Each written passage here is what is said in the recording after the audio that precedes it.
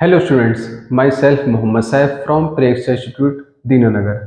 आज हम केमिस्ट्री में चैप्टर 1 11th का वो भी फिजिकल केमिस्ट्री में वो देखने वाले हैं। चैप्टर का नेम है मोल कॉन्सेप्ट। क्या नाम है? मोल कंसेप्ट।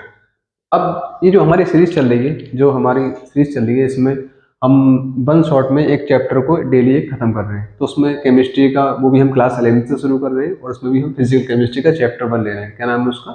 मोल कंसेप्ट।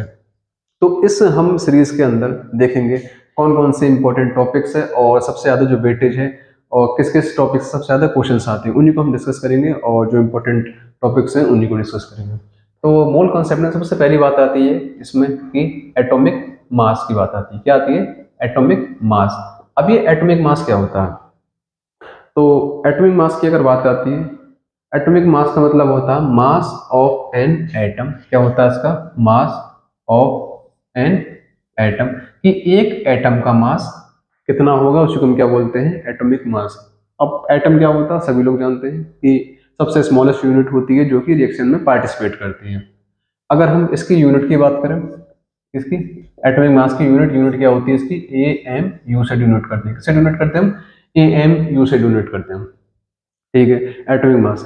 अब एटॉमिक मास हमें पता कैसे चलेगा कि किसी का एटॉमिक मास कितना है? किसी का 5 है, 10 एमयू है, 12 एमयू है, ये हमें पता कैसे चलता है? जैसे कि अगर मैं अपनी हाइट की बात करूं कि मेरी हाइट कितनी है, ठीक है, तो मैं क्या करूंगा? कंपेयर करूंगा दूसरे से कि दूसरे वाले की हाइट के कंपेयर में मेरी हाइट कितनी ज्यादा है या कितनी कम है। तो इसीलिए इसके लिए एक स्टैंडर्ड एटम हमने मान लिया। क्या मान लिया हमने? एक स्टैंडर्ड एटम मान लिया हमने। स्टैंडर्ड एटम जो कि मैंने क्या लिया? कार्बन 12 लिया। क्या लिया? कार्बन 12। अब बात आती है सर कार्बन 12 क्या? देखो, कार्बन के बहुत सारे आइसोटोप्स होते हैं। कार्बन के 3 आइसोटोप होते हैं, 12, 13 और 14 होता है, जिसका एटॉमिक नंबर 666। आइसोटोप आप लोग जानते होंगे। आइसोटोप आप लोग जानते होंगे क्या होता है वो? जिसका एटॉमिक नंबर सेम होता है, एटॉमिक मास डिफरेंट होता है। तो हमने कौन सा आइसोटोप लिया है? कार्बन का 12 आइसोटोप लिया है यहाँ पर। ठीक है, अब इसके आगे बढ़ते हैं। स्टैंडर्ड हमने माना,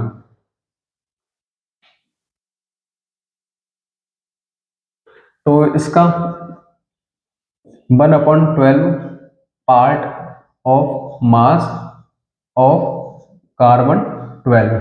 ये हमने किसका माना है? कार्बन का माना है। 1/12 को मास ऑफ कार्बन 12। अब मास ऑफ कार्बन कितना होगा? मास ऑफ कार्बन 12 वो कितना होगा?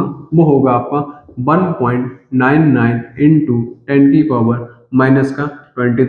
ग्राम होगा। कितना होगा? 1.99 इंटू 10⁻⁻³ ग्राम होता है।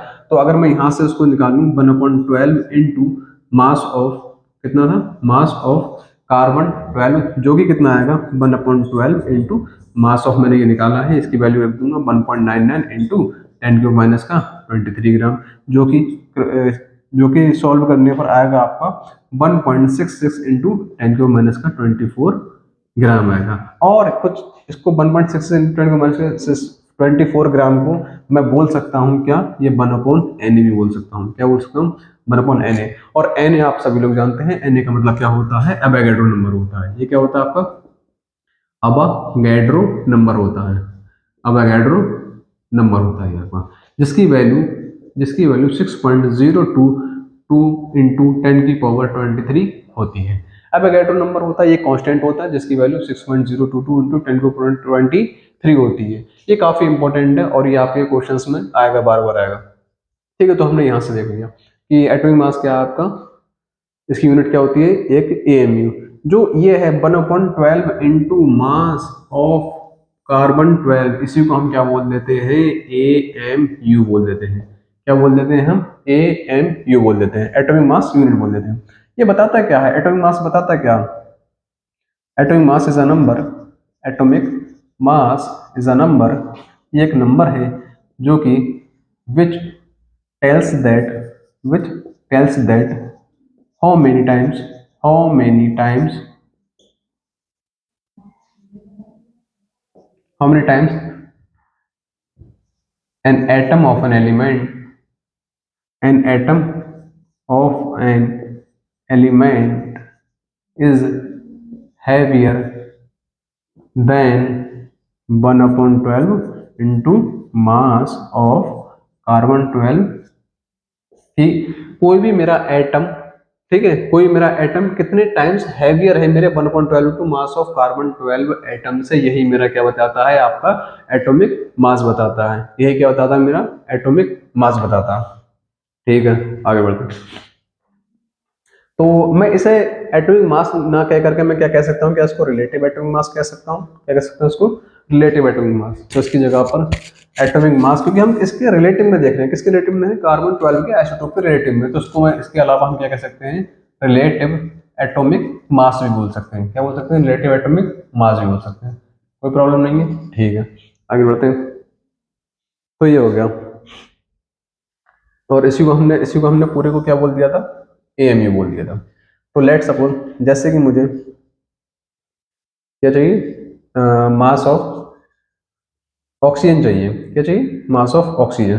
ठीक है, तो मैं क्या करूंगा, यहाँ पर ऑक्सीजन कितना होता है, 16 into 1/12 into mass of carbon 12, या फिर इसको मैं बोल सकता हूँ 16 AMU बोल सकता हूँ। क्या बोल सकता हूँ, 16 AMU। या इसी तरीके से मुझे क्या चाहिए, मास ऑफ क्या चाहिए, नाइट्रोजन चाहिए, तो मैं वहां लिख सकता हूँ 14 AMU। तो इस तरीके से हमने देखा कि जो AMU है, एटॉमिक मास यूनिट, ये किस तरीके से आया। तो जैसे एटॉमिक मास यूनिट है, इसी तरीके से जैसे एटॉमिक मास है, उसी तरीके से हम कह सकते हैं मॉलिक्यूलर मास, तो उसमें मॉलिक्यूल आ जाएगा। मैं बेटा दोबारा लिखता हूँ, ये देखो,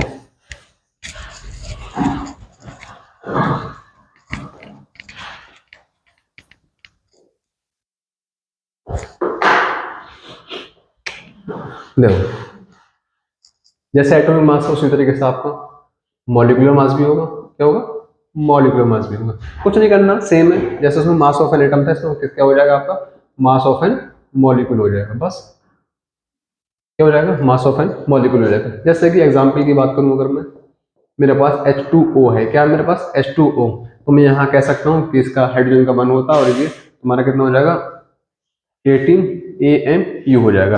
कितना हो जाएगा आपका, 18 AMU। तो इसी तरीके से जैसे कि एटॉमिक मास है, वैसे ही तरीके से क्या हो जाएगा आपका मॉलिक्यूलर मास, क्योंकि मॉलिक्यूल मेरे किससे मिलकर बने होते हैं, आपके बहुत सारे एटम से मिलकर बने होते हैं। किससे मिलकर बने होते हैं, आपके बहुत सारे एटम से मिलकर बने होते हैं। तो इस तरीके से आपने एटॉमिक मास देखा। अब हम बात करते हैं मोलर मास की। किसकी बात करते हैं हम, मोलर मास की बात करते हैं। ठीक है, कि मोलर मास क्या होता है। मोलर मास आपका होता है mass of 1 mole substance, mass of 1 mole substance in grams. ठीक है, तो ये हमारा क्या हो जाएगा, मोलर मास। मोलर मास क्या होता है, 1 मोल सब्सटेंस का मास, जो कि हम ग्राम्स में लिखते हैं, उसको हम क्या बोल देते हैं, मोलर मास बोल देते हैं। एग्जाम्पल लिखता हूं, जैसे कि molar mass, molar mass of nitrogen atom लिख दिया मैंने। ठीक है, मोलर मास ऑफ नाइट्रोजन, तो मैं मोलर मास कैसे निकालूंगा नाइट्रोजन का, जो कि होगा mass of nitrogen atom into Na। क्या होगा, mass of nitrogen atom into Na, और हम जानते हैं मास ऑफ नाइट्रोजन एटम कितना होगा, 14 AMU इंटू Na।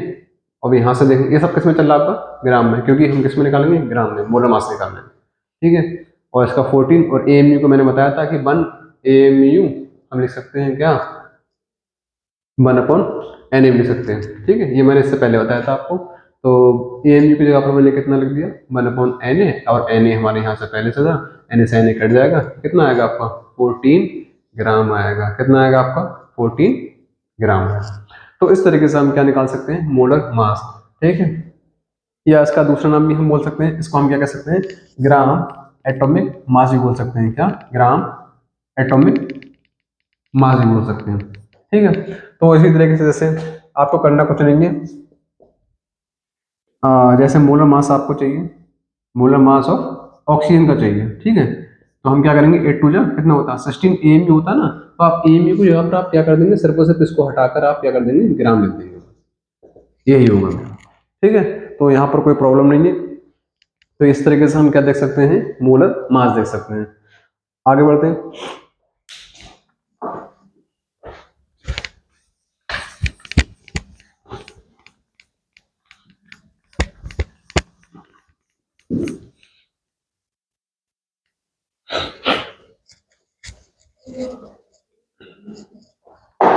अब बात आती है सबसे इंपॉर्टेंट टॉपिक के, जो चैप्टर में सबसे ज्यादा जिसमें से क्वेश्चंस आते हैं, तो मैं यहाँ पर लिखता हूँ मोल। क्या लिखता हूँ? मोल। मोल क्या होता है? 1 मोल बराबर होता है आपका कितना? 6.022 इंटू 10⁻23। क्या हो सकता है ये?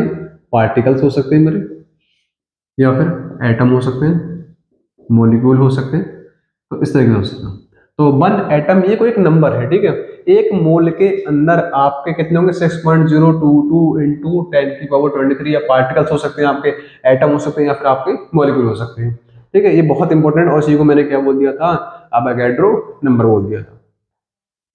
तो मोल की अगर मैं बात करूं, किसकी? मोल की अगर बात करूं, तो मोल को निकालने के लिए 3 तरीके हैं हमारे। 3 तरीके से हम क्या निकाल सकते हैं? मोल को निकाल सकते हैं। जैसे कि अगर आपके पास गिवन वेट हो, क्या हो? गिवन वेट हो आपके पास, अपॉन उसे आप क्या कर देंगे? मोलर मास से क्या कर देंगे? आप डिवाइड कर देंगे, तब भी आप क्या निकाल सकते हैं? मोल को निकाल सकते हैं। दूसरा, नंबर ऑफ मोलिक्यूल्स, क्या?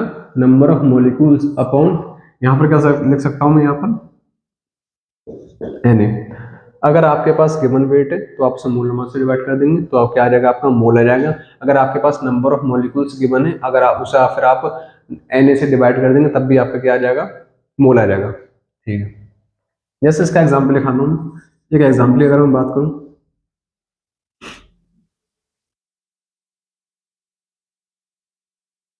48 ग्राम कितना आपका?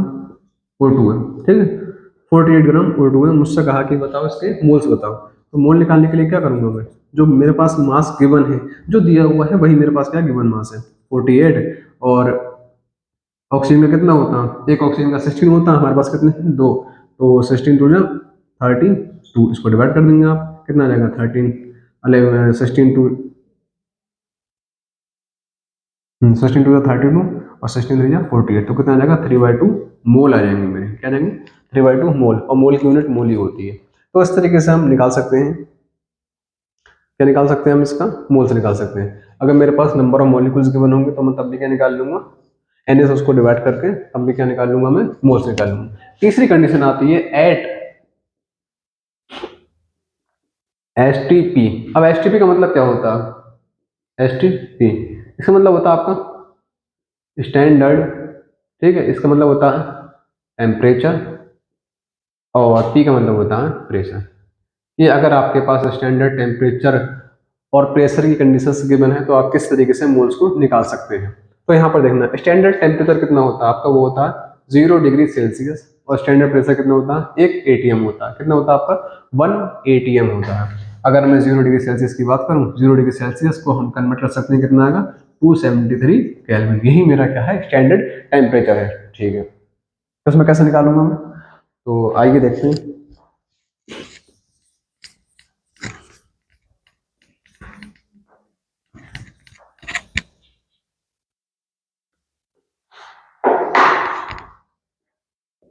मोल को निकालने के, अगर मेरे पास वॉल्यूम गिवन हो, मेरे पास क्या हो? वॉल्यूम, वो भी किस में गिवन हो? लीटर में। तो मैं उसे 22.4 से क्या कर दूंगा? डिवाइड कर दूंगा।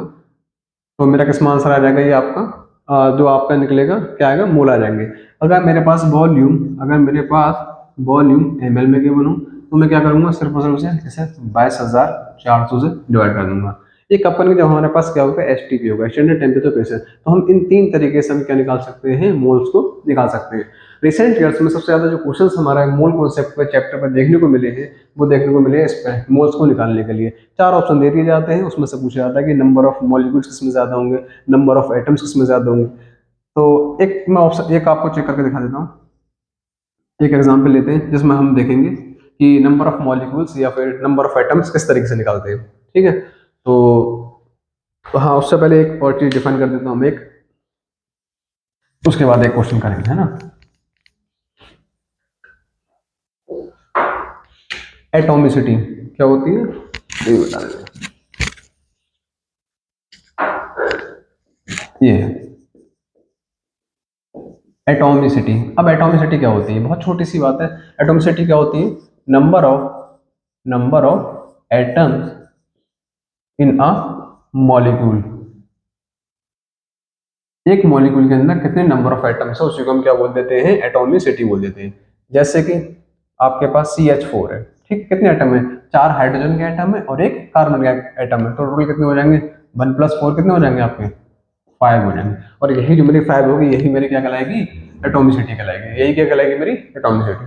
जैसे और आ जाते हैं H2SO4। अब देखना 2 हाइड्रोजन के, ठीक है, एक सल्फर का और 4 ऑक्सीजन के, टोटल कितने हो जाएंगे आपके, 4 5 और 5 2 7, ठीक है। तो यही जो 7 मेरा नंबर है यही मेरा क्या आएगा, एटॉमिसिटी आएगा, यही क्या आएगा मेरा, एटॉमिसिटी आएगा। बच्चे बोल रहे हैं सर 7 तो थाला फॉर ए रीजन, इसलिए तो नहीं आया, नहीं बेटा ऐसा नहीं होता है ना, 7 नंबर आने का मतलब ये नहीं कि हर जगह थाला होगा, ठीक है। तो आगे बढ़ते हैं, तो एटॉमिसिटी आपने देख ली। अब मैं दिखाता हूँ, आपको बताता हूँ कि किस तरीके से मैं नंबर ऑफ मॉलिक्यूल्स और नंबर ऑफ एटम्स को डिफाइन करूंगा, ठीक है। देखना मैं एक एग्जाम्पल लेता हूँ यहाँ पे, ठीक है। मैंने एक एग्जाम्पल लिया, जैसे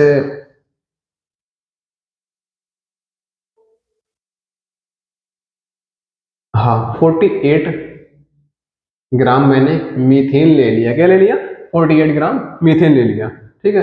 अब मुझसे कहा है इसमें फाइंड, मुझे फाइंड क्या करना, नंबर ऑफ एटम्स फाइंड करना, क्या करना, नंबर ऑफ एटम्स की, नंबर ऑफ एटम, ठीक है। अब बच्चे, सर कुछ बच्चे बोल रहे हैं सर 4 और एक 5, 5 हो गया इसका आंसर, कितना हो गया, 4 और एक 5, ये 5 आपने निकाला है कि नंबर ऑफ एटम्स है या फिर एटॉमिसिटी है, डिफरेंस यहीं पर समझना बेटा। एटॉमिसिटी क्या होती है, टोटल नंबर ऑफ एटम्स कितने होते हैं एक मॉलिक्यूल के अंदर, अगर आप 5 बता रहे हैं तो वो क्या होगी, मेरी एटॉमिसिटी होगी। लेकिन अगर मुझसे नंबर ऑफ एटम्स पूछा जाएगा तो वो मेरे 5 नहीं होंगे, ठीक है। इसको निकालने का तरीका, सबसे पहले मोल निकालूंगा मैं, मोल गिवन मास मेरा कितना, 48 ग्राम है, ठीक है। इसका मोलर मास निकाल दो, CH कितने, हाँ एक कार्बन में कितना होता है, 12 होता है, एक हाइड्रोजन कितना होता है, 1, लेकिन हाइड्रोजन में कितने हैं, 4 है, कितने, 4 है, तो इसे मैं कर दूंगा। तो 12 और यहाँ पे कितने, 4, जोड़ दो कितना हो जाएगा, 12 4 16, तो 16 से मैं क्या कर दूंगा, इसको डिवाइड कर दूंगा। तो यहाँ से हमें देखने को मिलता है क्या, मोल मेरा कितना आएगा, 16 3 48, मोल मेरे आ गए भाई कितने, 3, कितने आ गए, 3 आ गए, ठीक है सर।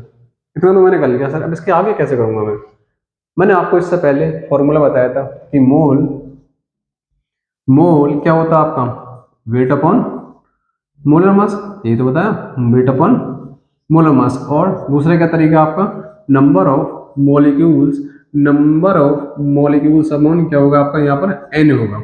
अब जरा यहाँ पर देखना, क्या मैं, ये तो है मोल इसके बराबर भी और इसके बराबर भी है, तो मैं क्या ले सकता हूँ कि मोल क्या होगा, right, number of molecule upon n ही लिख सकता हूँ, नहीं लिख सकता हूँ, बताओ कोई प्रॉब्लम है यहाँ तक, नहीं है प्रॉब्लम। अब ये जो मोल मैंने निकाले, यही तो मेरे 3, वैल्यू पुट कर दो यहाँ पर, 3 बराबर क्या हो जाएगा, नंबर ऑफ मॉलिक्यूल, क्या हो जाएगा, number of molecule upon N की वैल्यू हम जानते हैं बचपन से, क्या 6.022 इंटू 10⁻23, ठीक है। और आगे बढ़ते हैं, इसे सॉल्व करते हैं।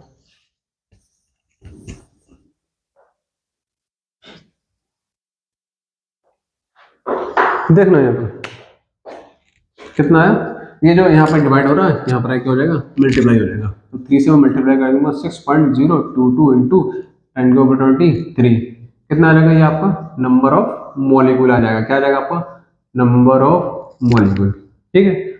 मल्टीप्लाई करने की आपको खाली है, अगर ऑप्शन में मल्टीप्लाई करके दिया हो तो मल्टीप्लाई करके देना, ठीक है। तो आप कहने का मतलब ये है कि नंबर ऑफ मॉलिक्यूल्स मेरे आ गए, लेकिन सर क्या मेरा ये आंसर है, नहीं है, क्यों, मुझसे पूछा क्या गया, नंबर ऑफ एटम्स पूछा गया है, क्या पूछा गया है, नंबर ऑफ एटम्स। तो याद रखना यहाँ पर एक चीज आती है, कंसेप्ट आता है कि जब भी आपसे नंबर ऑफ एटम्स पूछा जाए तो सबसे पहले आप क्या निकालेंगे, नंबर ऑफ मॉलिक्यूल्स निकालेंगे, उसके बाद में आप उसमें एटोमिसिटी से मल्टीप्लाई कर देंगे, क्या कर देंगे, सबसे पहले आप नंबर ऑफ मॉलिक्यूल्स निकालेंगे, उसके बाद में एटोमिसिटी से क्या कर देंगे, मल्टीप्लाई। और एटोमिसिटी हम जानते ही हैं, आपको हटा दी गई है, कितने, एक कार्बन है, 4 हाइड्रोजन, टोटल कितनी हो जाएगी, 5, 5 एटॉमिसिटी होगी, ठीक है।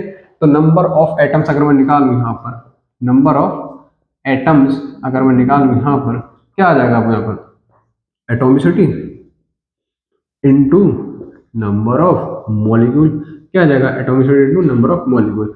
जो एटॉमिसिटी हम जानते हैं CH4 मीथेन में कितनी है, 5 इंटू नंबर ऑफ मॉलिक्यूल्स कितने आएंगे आपके, 3 इंटू 6.022 इंटू 10⁻23, ये क्या आ जाएगा मेरा, नंबर ऑफ एटम्स आ जाएंगे, क्या जाएंगे, नंबर ऑफ एटम।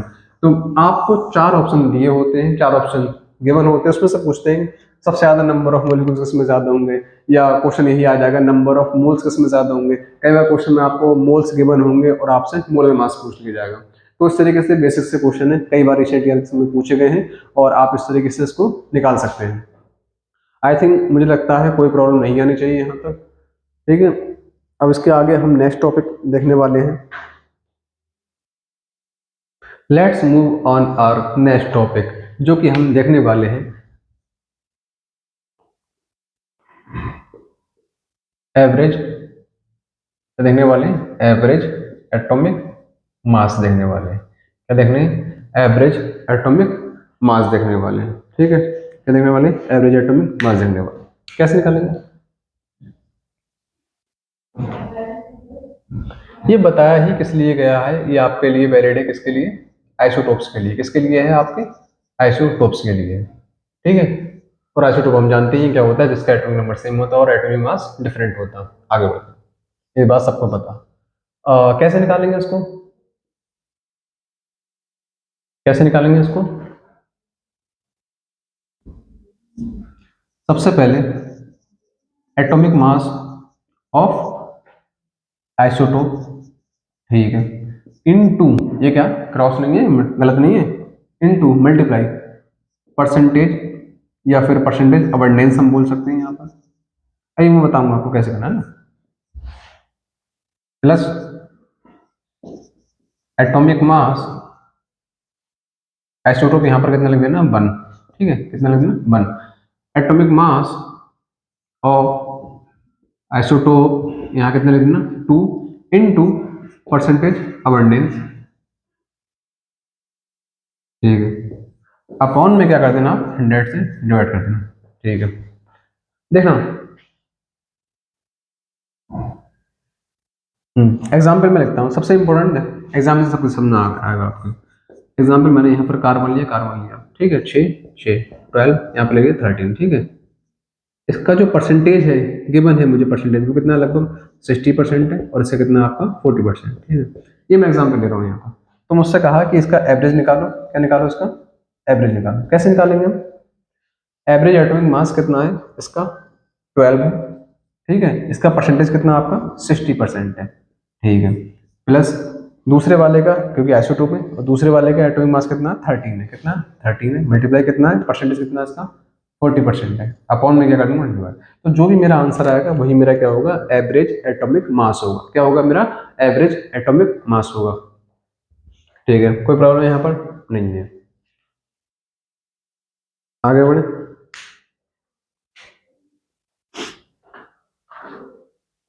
तो इस तरीके से हम ये भी निकाल सकते हैं, एवरेज एटॉमिक मास भी निकाल सकते हैं।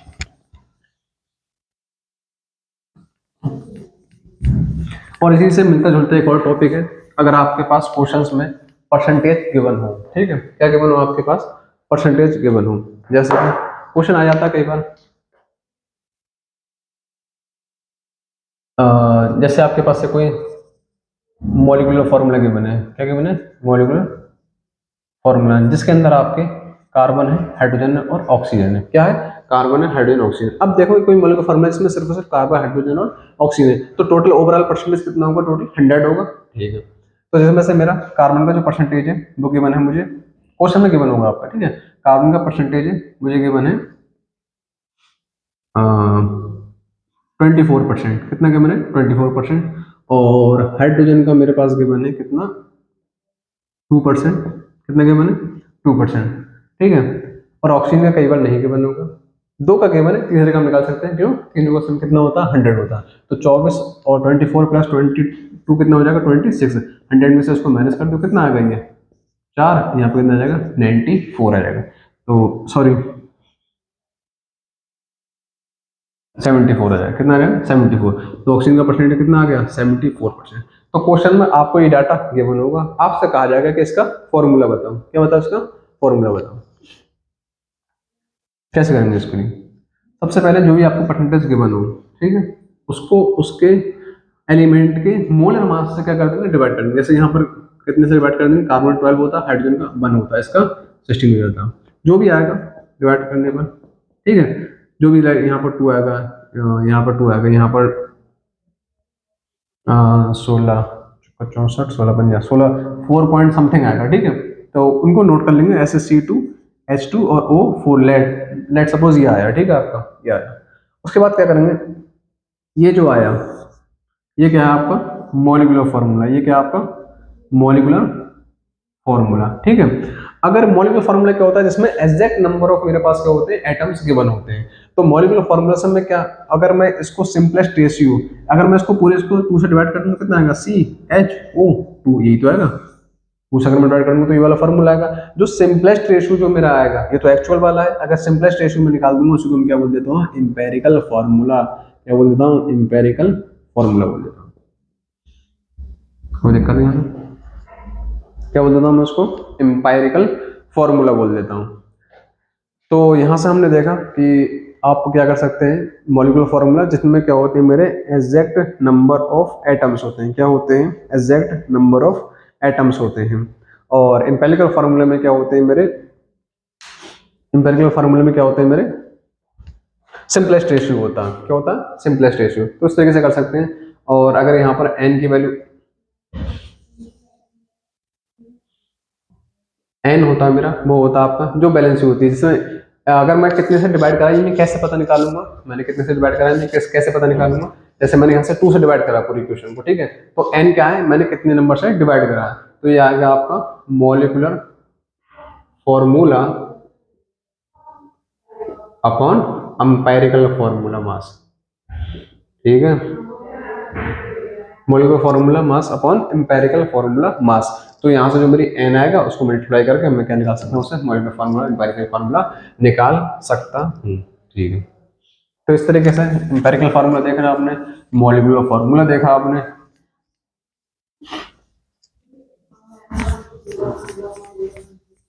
देख रहे हैं आप, और आगे बढ़ो।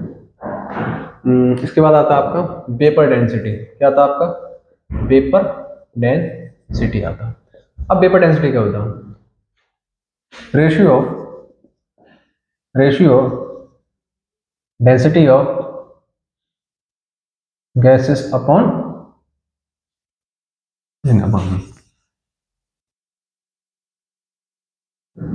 Ratio of density of gases and hydrogen at same temperature and pressure.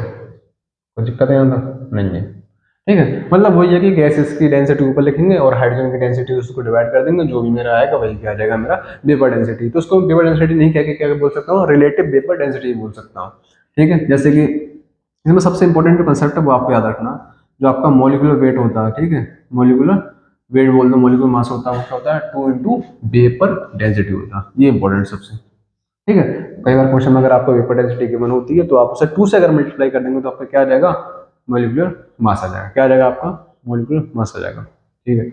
आगे बढ़ते हैं।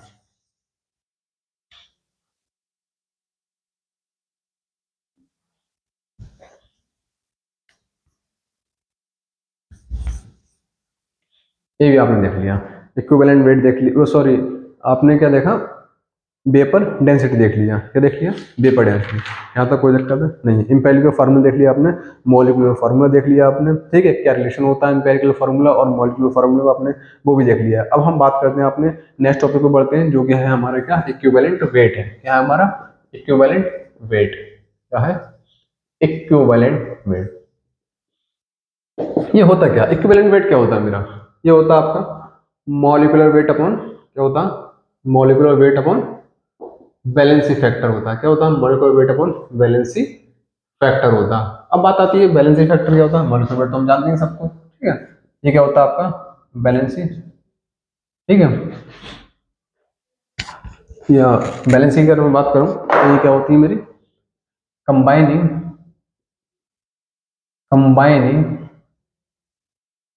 कैपेसिटी ऑफ एन एलिमेंट, ठीक है, कि किसी एलिमेंट को कंबाइन करने की जो कैपेसिटी होती है यही मेरी क्या होती है, बैलेंसी होती है, यही क्या होती है मेरी बैलेंसी होती है। जैसे कि ये हाइड्रोजन लिथियम हेलिना की रब सेफरिया।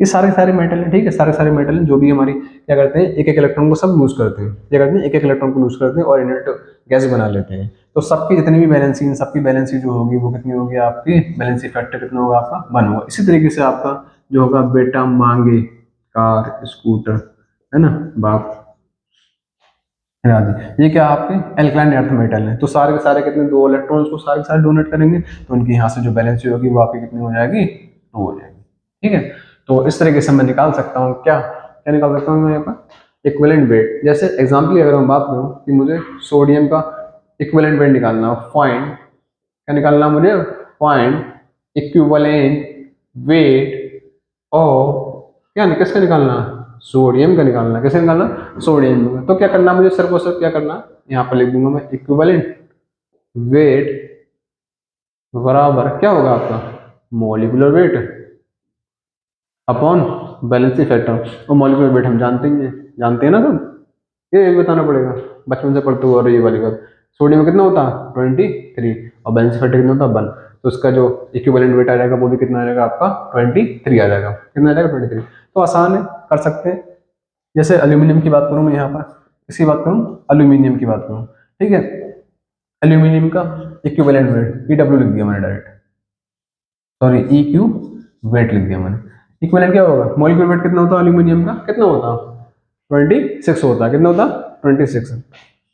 ये बताई नहीं जाती है बात है, ठीक है, ये आपने सब पहले पढ़ रखा है, इसका कितना मास है आपने सब पहले पढ़ रखा है, ठीक है। कितना इसकी बैलेंस कितनी होती है, एल्यूमिनियम कितने इलेक्ट्रॉन्स को डोनेट करता है, 3 इलेक्ट्रॉन्स को लूज करता है और इनर्ट गैस बना लेता है। तो यहाँ पर जितने इलेक्ट्रॉन्स को लूज करेगा वही क्या हो जाएगी उसकी बैलेंसिंग। तो 3 से मैं डिवाइड कर दूंगा, यही मेरा क्या आ जाएगा, इक्विवेलेंट वेट आ जाएगा मेरा, किसका किसका आ जाएगा, एल्यूमिनियम का आ जाएगा, किसका आ जाएगा, एल्यूमिनियम का आ जाएगा। मिटा दूंगा सर,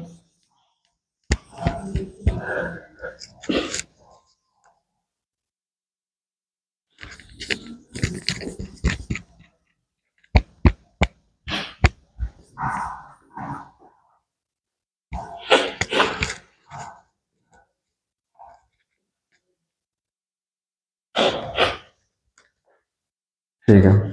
अगर आयंस की बात करूं तो मैं आयंस को मैं निकाल सकता हूं इक्विवेलेंट वेट। अगर मेरे आयंस की अगर पूछ रहा तो molecular weight of ions upon कितना उस पर चार्ज है, तो उस तरीके से निकाल सकता हूं, ठीक है, यहां तक कोई दिक्कत है नहीं है। चलो मैं एक और चीज करता हूं, इक्विवेलेंट वेट ऑफ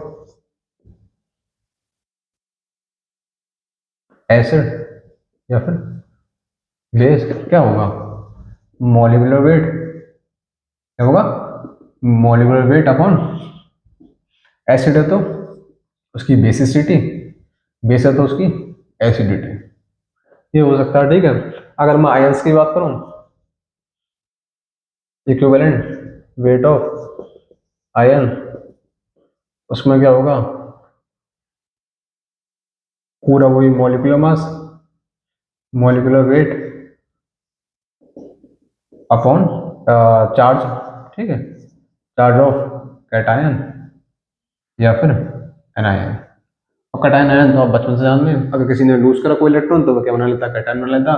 जैसे कि आपके पास एल्यूमिनियम +3 है, कितना एल्यूमिनियम +3, तो इस पर कितना चार्ज है +3 है, यही क्या हो जाएगा इसकी बैलेंस हो जाएगी, ठीक है। तो इस तरीके से मैं निकाल सकता हूँ, क्या निकाल सकता हूँ, इक्विवेलेंट वेट निकाल सकता हूँ। तो अभी हमने देखा इक्विवेलेंट वेट में ही हम आगे बढ़ते हैं और डिफरेंट डिफरेंट मेथड्स को हम देखते हैं कि किस तरीके से हम इक्विवेलेंट वेट को निकाल सकते हैं। सबसे पहला बात आता है मेरा हाइड्रोजन, क्या था, hydrogen displacement method, hydrogen displacement method, ठीक है, क्या आएगा मेरा, हाइड्रोजन डिस्प्लेसमेंट मेथड आएगा, ठीक है। इसको कैसे निकालेंगे, इसमें निकालेंगे वेट ऑफ मेटल, ठीक है, अपॉन में क्या कर देंगे हम इसको, weight of H2 gas into क्या कर देंगे 1.008 कर देंगे यहाँ पर। तो हाइड्रोजन डिस्प्लेसमेंट मेथड में हम निकाल सकते हैं weight of metal upon weight of H2 gas into 1.008। फिर दूसरा आता है मेरा ऑक्साइड फॉर्मेशन में, क्या कर सकते हैं, ऑक्साइड फॉर्मेशन मेथड, ठीक है। दूसरा आता है क्या मेरा ऑक्साइड फॉर्मेशन, इसके अंदर आप क्या करेंगे, इसके अंदर आप क्या करेंगे, weight of element, weight of element upon में क्या करेंगे, वेट ऑफ ऑक्सीजन, ठीक है। क्या करेंगे, वेट ऑफ ऑक्सीजन, और मल्टीप्लाई कितने कर देंगे, 16 से मल्टीप्लाई कर देंगे। कितने से मल्टीप्लाई कर देंगे, 16, नहीं 16 से नहीं, 8 से मल्टीप्लाई कर देंगे। कितने से मल्टीप्लाई कर देंगे, 8 से मल्टीप्लाई कर देंगे, ठीक है। और फिर तीसरा आता क्लोराइड फॉर्मेशन, है ना। क्लोराइड फॉर्मेशन मेथड आता, इसके अंदर आप क्या करेंगे, वही सेम। ये कर क्या रहे हैं, ये मेथड का नाम है, और जो इक्वल बराबर में लग रहा है ना, इसके बराबर में ये है क्या, ये निकाल क्या रहे हैं, ये सब निकाल क्या रहे हैं अपना, तो लग बताएंगे, है ना। ये देखो, वेट ऑफ एलिमेंट अपॉन में क्या करेंगे हम, वेट ऑफ क्लोरीन, और इसमें जो मल्टीप्लाई कर देंगे वो कितने से मल्टीप्लाई करेंगे हम, 35.5 से इसमें मल्टीप्लाई कर देंगे, ठीक है। तो इस तरीके से ये जो हमने निकाला ना, ये है इसका मतलब क्या, ये सारा का सारा मेरे क्या है, इक्विवेलेंट वेट है। ये क्या है, मेरा इक्विवेलेंट वेट है। कोई दिक्कत है यहाँ पर, नहीं कोई दिक्कत नहीं है, ठीक है। तो इस तरीके से हम डिफरेंट डिफरेंट मेथड्स में हम कर सकते हैं। सबसे पहले आता है आपका हाइड्रोजन डिस्प्लेसमेंट मेथड, दूसरा आता है आपका ऑक्साइड फॉर्मेशन, तीसरा आता है आपका क्या, क्लोराइड फॉर्मेशन आता है। तो इस तरीके से हम निकाल सकते हैं। आपको बस याद रखना कि ऊपर किसका एलिमेंट का, पूरे एलिमेंट का रखना, और नीचे का रखना उसके क्लोरीन का है तो क्लोरीन का, ऑक्सीजन का, फिर बनना H2 का, और हाइड्रोजन है तो 1.008 से, ऑक्सीजन है तो 8 से, क्लोरीन है तो 35.5 से, बता दें।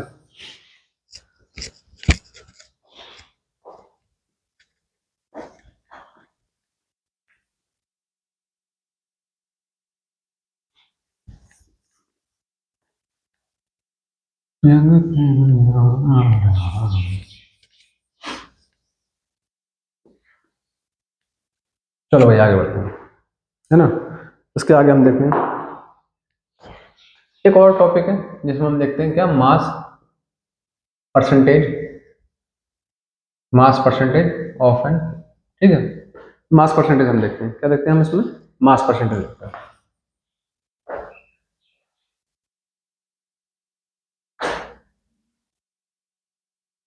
मास परसेंटेज कैसे निकालते हैं, सबसे पहले किसी एटम है तो उसमें एटॉमिक मास, ठीक है, इनटू उसकी क्या एटॉमिसिटी है, अपॉन में टोटल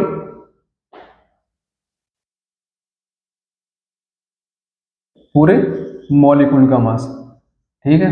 डिवाइड कर देंगे पूरे मॉलिक्यूल के मास से इनटू 100 कर देंगे। देखो एग्जाम्पल एग्जाम्पल CH4 गिवन है आपको, क्या गिवन है, CH4 गिवन। मुझे कहा कि परसेंटेज कार्बन निकालो, कितना निकालो, परसेंटेज कार्बन।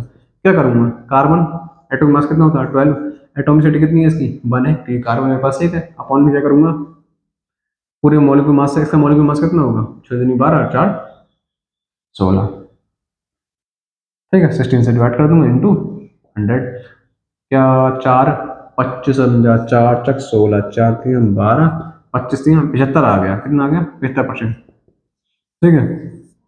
तो आसान सा टॉपिक तो निकाल सकते हैं। अगर मैं बात करूं परसेंटेज हाइड्रोजन की, बच्चे बोले सर लिखो, पहले उसका एटॉमिक मास लिखो, फिर उसकी एटॉमिसिटी लिखो, फिर उसकी मॉलिक्यूलर मास लिखो, फिर इंटू 100। अरे बेटा देखो, टोटल कितनी चीजें हैं, एक कार्बन है और हाइड्रोजन, दो ही तो चीजें हैं। अगर इसका कार्बन का 75% है तो याद रखना हाइड्रोजन कितना आएगा, 25 तो आएगा, कितना आएगा 25। वैसे तो दिमाग भी चलना चाहिए ना, गद्द वाली मेहनत नहीं करनी है हमें, किसी तरह मेहनत करनी है, घोड़े वाली मेहनत करनी है। कौन सी वाली करनी है, घोड़े वाली, गद्द वाली नहीं करनी है ना। आसान है, तो मास परसेंटेज हम निकाल सकते हैं, बहुत आसान है, कोई प्रॉब्लम नहीं है, ठीक है। एटॉमिसिटी की बात है, बच्चे बोले सर एक बार निकाल के दिखा दो, लो भाई निकाल लो, परसेंटेज हाइड्रोजन निकाल लो, कितना आएगा, एटॉमिक मास कितना होगा 1, एटॉमिसिटी कितनी है, कितने एटम्स है मेरे पास हाइड्रोजन में, 4, डिवाइड कितने से कर दूंगा मैं उसको, 16 से, कितने से मल्टीप्लाई कर दूंगा, 4 चक 16, 4 25 समझा, कितना आया, आधा ना। बच्चे बोले सर आप पे भरोसा नहीं है कोई बच्चे बोले भरोसा नहीं, भरोसा करना पड़ेगा ना तभी होगा, बिना भरोसे से कैसे होगा, खुद ही सोचो आप, बिना भरोसे से कैसे होगा। आगे बढ़ते हैं, ये सब छोटे छोटे टॉपिक थे, ठीक है, इनसे क्वेश्चन आते हैं और आपको कर कर आना है, ठीक है।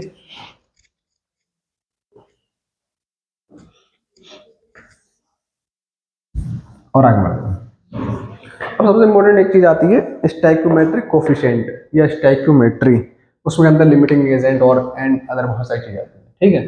देखो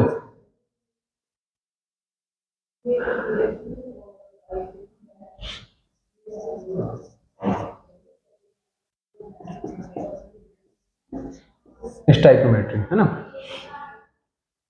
क्या होता, सीधे मैं पॉइंट पर आता हूँ, क्वेश्चन कैसे करते हैं। जैसे मुझे कोई इक्वेशन दिया N2+3H2 क्या बना रहा है, 2 मोल अमोनिया बना रहा है, सारे के सारे गैसेस हैं, ठीक है, कोई दिक्कत नहीं। इससे पहले पूछेंगे तो बन, ठीक है। सबसे पहले मुझे गिवन क्या होता है रिएक्शन में, ये क्या है, रिएक्टेंट, लेफ्ट हैंड साइड में क्या होता है रिएक्टेंट, राइट हैंड साइड में क्या होता है प्रोडक्ट होता है, ठीक है। जो लेफ्ट हैंड साइड में होता है वो मुझे गिवन होता है, और जैसे जैसे टाइम बढ़ता रहता है रिएक्टेंट कम होता रहता है और प्रोडक्ट बढ़ता रहता है। लेट सपोज मुझे इसके कितने मोल दिए, 10 मोल दिए हैं, कितने मोल दिए इसके, 10 मोल दिए, इसके कितने मोल दिए, इसके कितने मोल दिए हमारे पास, 20 मोल दिए, कितने मोल दिए, इसके 10 मोल दिए, इसके 20 मोल गिवन है मुझे, ठीक है। क्वेश्चन की डिमांड है, क्वेश्चन में गिवन है मुझे, ठीक है। तो एक टर्म आता है लिमिटिंग रिएजेंट, क्या आता है लिख देता हूँ यहाँ पर, लिमिटिंग रिएजेंट, ठीक है।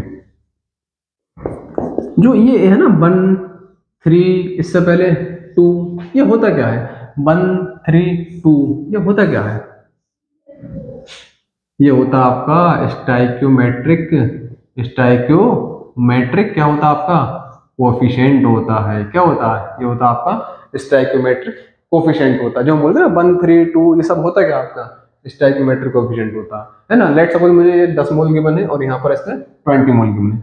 तो जब भी आपको इस तरीके से क्वेश्चन गिवन हो, ठीक है, तो सबसे पहले जो आपके पास गिवन मोल होंगे तो आपको उनके स्टैइक्योमेट्रिक कोफिशिएंट से क्या करना पड़ेगा, डिवाइड करना पड़ेगा। क्या करना पड़ेगा, उसको स्टैइक्योमेट्रिक कोफिशिएंट से डिवाइड करना पड़ेगा। इसका N2 का स्टैइक्योमेट्रिक कोफिशिएंट कितना, 1 लिख दिया, इसका कितना 3।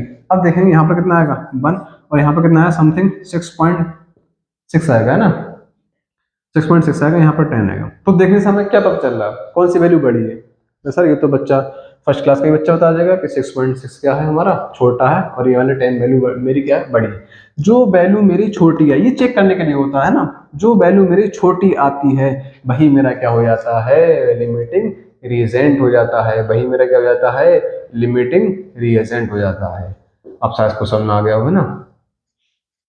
और जो इधर रह गया वो मेरा क्या हो जाएगा, एक्सेस रिएजेंट हो जाएगा, क्या हो जाएगा, वो मेरा एक्सेस हो जाएगा, ठीक है। क्या कुछ आ रहा समझ में ऐसा दिमाग ऊपर चला गया। चलो एक बार होता है तो ठीक है, एक बार और।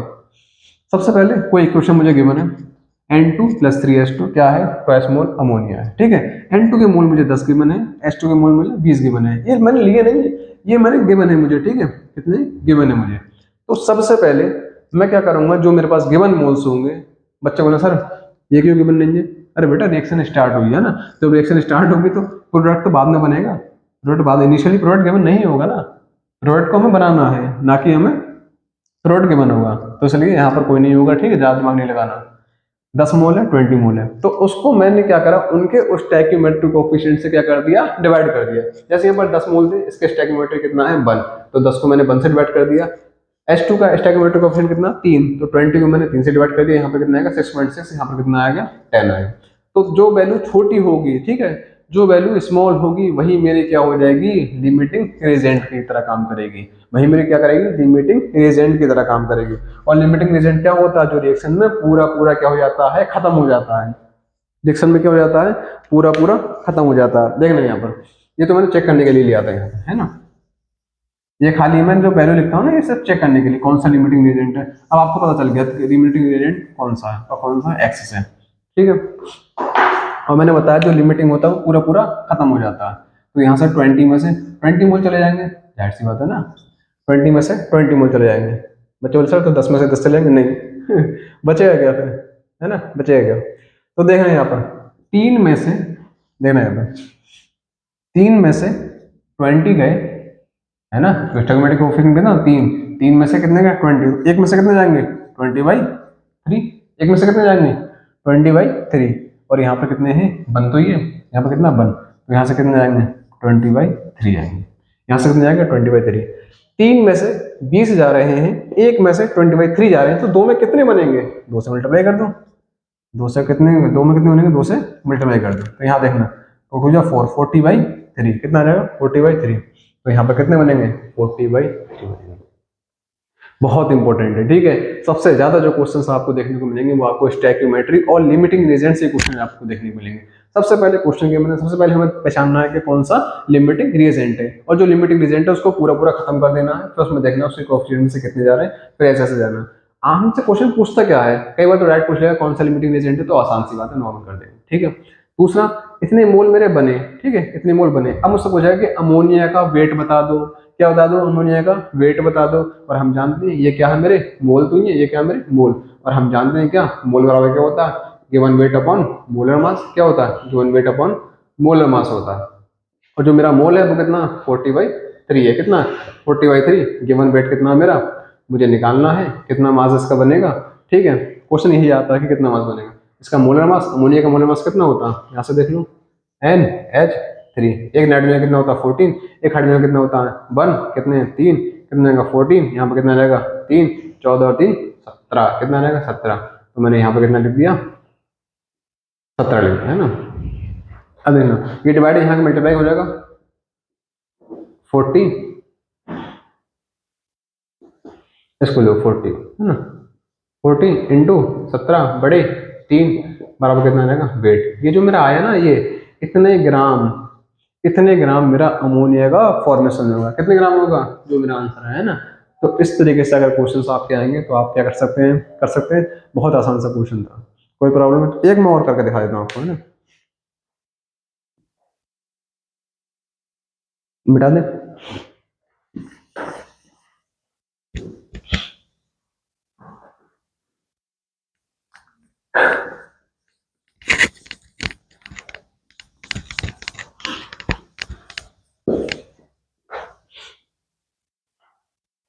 और भाई आगे बढ़े, है ना। एक और एग्जाम्पल लेकर बता देता हूँ मैं आपको, बहुत इंपॉर्टेंट कंसेप्ट है ये आपका। जैसे कि कार्बन प्लस ऑक्सीजन क्या मिला, क्या बनेगा ये, CO2 बनाएगा, क्या बनाएगा ये, CO2 बनाएगा हमारा, है ना। कार्बन प्लस ऑक्सीजन क्या बनाएगा मेरा, CO2 बनाएगा, ठीक है। कार्बन के इससे पहले कुछ नहीं है, बन, इससे पहले कुछ नहीं है, तो बन, सही है ना।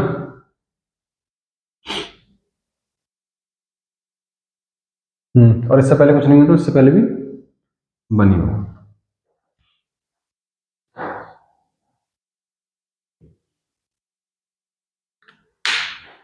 इसको ऐसे लिखो,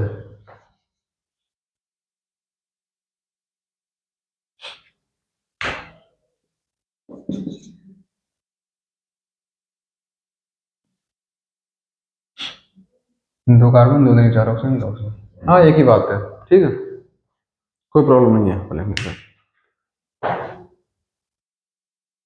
चलो भाई इसको देखते हैं ध्यान से। ये आपको गिवन है एक कार्बन, ऑक्सीजन और क्या है मेरा, CO2। अब यहाँ पे देखना, इसके मैंने 10 मोल ले लिए, कितने लिए इसके, 10 मोल ले लिए, इसके 20 मोल ले लिए, ठीक है, ले लिया मैंने, क्वेश्चन में गिवन है। बच्चे बोले सर क्या दोनों की 10-10 नहीं ले सकते, ले सकते हैं। दोनों के 10-10 लेंगे और एक एक से डिवाइड करेंगे तो दोनों सेम ही आएगा, 10-10 आएगा। और जब दोनों की वैल्यू सेम आ जाए, दोनों की जगह दोनों की दोनों सेम आ जाए, तो आप किसी को भी क्या मान सकते हैं, लिमिटिंग एजेंट मान सकते हैं। देखना यहाँ पर, यहाँ 10 मोल है, यहाँ पर 20 मोल, इसको डिवाइड करो इसके 1 से, इसको डिवाइड करो इसके 1 से।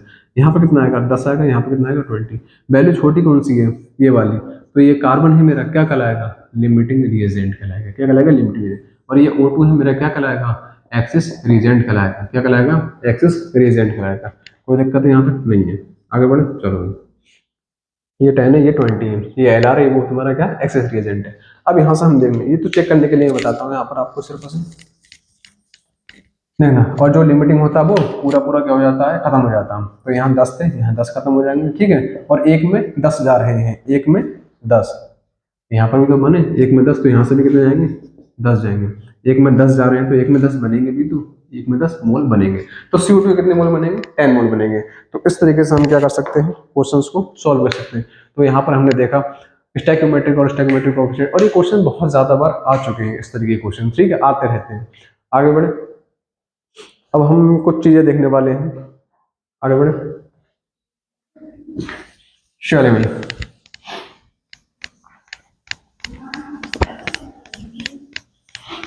चलो भाई,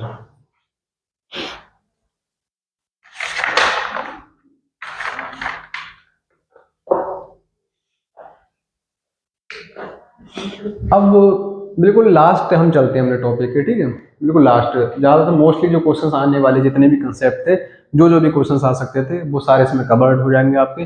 अब हम लास्ट टॉपिक की तरफ बढ़ते हैं। कुछ लॉज बताए थे हमें, वो स्टार्ट में बता दिए थे, ठीक है, लेकिन मैं इसको लास्ट में कवर कर रहा हूँ, ठीक है। Laws of chemical combination, laws of chemical combination, ठीक है। तो ऐसा इतना ज़्यादा इंपॉर्टेंट है नहीं, लेकिन कभी कभी क्वेश्चन आ जाता है, ठीक है। तो आप इसको भी देख लें। लॉज ऑफ केमिकल कॉम्बिनेशन में पहला आता है law of conservation of mass, law of conservation of mass आ जाता है, ठीक है, कि law of conservation of mass. तो यहाँ से हम देख सकते हैं इसका कहने का मतलब क्या है। लॉ ऑफ कंजर्वेशन ऑफ मास का कहने का मतलब क्या है कि जितना मास मेरा रिएक्टेंट में होगा, ऐसे करके होगा, मास और रिएक्टेंट बराबर क्या होगा, मास ऑफ प्रोडक्ट होगा। मास ऑफ रिएक्टेंट बराबर मेरा क्या होगा, मास ऑफ प्रोडक्ट होगा, ठीक है। तो कहने का ये मतलब है कि कोई भी रिएक्शन अगर मेरी प्रोसीड हो रही है, तो उसमें जितना भी मास मेरा रिएक्टेंट का होगा, उतना ही मास मेरा किसका होगा, प्रोडक्ट होगा। तो इसलिए हम कह सकते हैं mass neither be created nor be destroyed. लेकिन वो एक फॉर्म से कहाँ चले जाते हैं, दूसरी फॉर्म में कन्वर्ट हो जाते हैं। या रिएक्टेंट का मास कम होगा तो वो किस में चला जाएगा, आपका प्रोडक्ट में चला जाएगा, ठीक है। यहाँ तक कोई दिक्कत है नहीं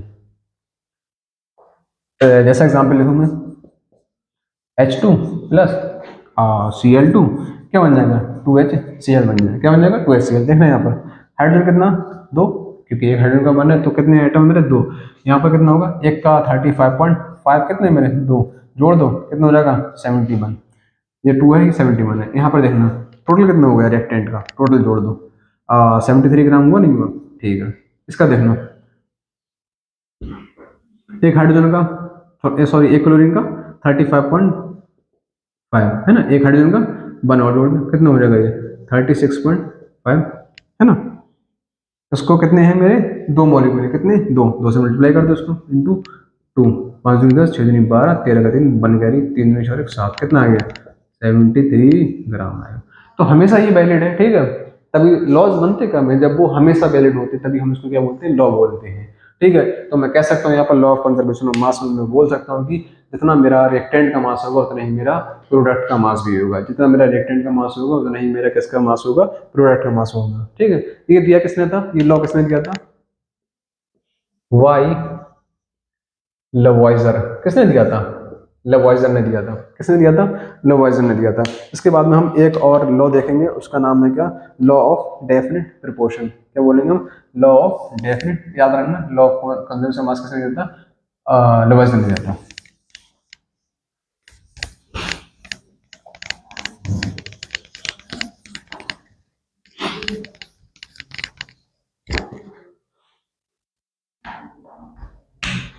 दूसरा आएगा हमारा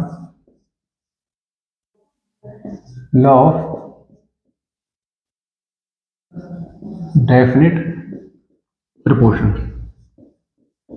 है ना। क्या आएगा, लॉ ऑफ डेफिनेट प्रोपोर्शन।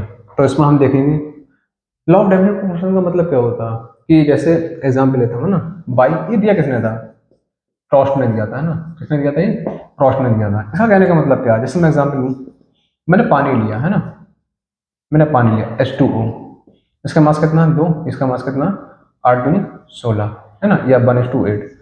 तो अगर आप वाटर, इसका सोर्स क्या हो सकता है ना, अगर मैं इसके सोर्स की बात करूं, अगर आपका सी वाटर है, ठीक है, सी वाटर है, ग्राउंड वाटर है, ठीक है, रिवर वाटर है ना।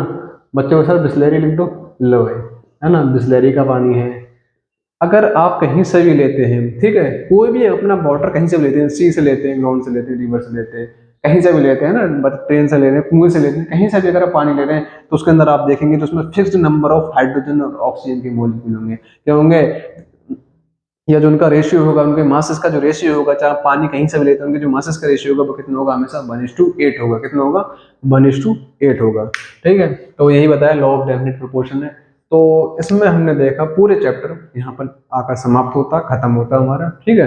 तो पूरे 1 घंटे के 1 आवर की वीडियो हमने देखा कि सारे कंसेप्ट हमने कवर करे, और जितने भी क्वेश्चंस यहाँ से बन सकते थे वो भी हमने और हम नेक्स्ट क्लास में क्या कर सकते हैं, नेक्स्ट जब भी हमारी क्लास होगी, एक क्लास हम इसके जो प्रीवियस ईयर के क्वेश्चन हैं जो जेई में और नीट में आ गए हैं, ठीक है, आए हुए हैं, उनको हम एक बार और देखेंगे कि जो हमने पढ़ाया क्या वो सही पढ़ाया है ना। बच्चे बोले सर कुछ क्वेश्चन, तो क्वेश्चन हम कराएंगे, है ना, क्वेश्चन हम कराएंगे, वो भी कब कराएंगे, इसकी जो नेक्स्ट वीडियो होगी उसकी बाद में हम जितने भी मोर कॉन्सेप्ट के प्रीवियस ईयर के क्वेश्चन है, चाहे वो जेई मेंस हो, चाहे वो आपका जेई एडवांस हो या फिर आपका नीट हो, उसके सारे के सारे प्रीवियस ईयर के क्वेश्चन हम करा देंगे यहाँ पर। तो ये सीरीज हमारी चलती रहेगी, डेली की एक वीडियो रहेगी, और हम कोशिश ये रहेगी वन शॉट के अंदर आपका हर एक चैप्टर खत्म हो जाए। तो हमारी जो नेक्स्ट वीडियो होगी वो होगी आपके चैप्टर नंबर 2, जिसका नाम है एटॉमिक स्ट्रक्चर पे। सबसे पहले हम फिजिकल केमिस्ट्री को खत्म करेंगे, उसके बाद में ऑर्गेनिक एंड देन इनऑर्गेनिक, ठीक है। तो आई होप आपके समझ में आया होगा। तो अगर आपको हमारी कोई इसके रिगार्डिंग टेस्ट सीरीज वगैरह लेनी है, क्वेश्चंस को सॉल्व करना है, तो आप हमारे परीक्षा इंस्टीट्यूट की साइट पर जा सकते हैं, जिसका लिंक हमारे डिस्क्रिप्शन बॉक्स में आपको मिल जाएगा। Thank you.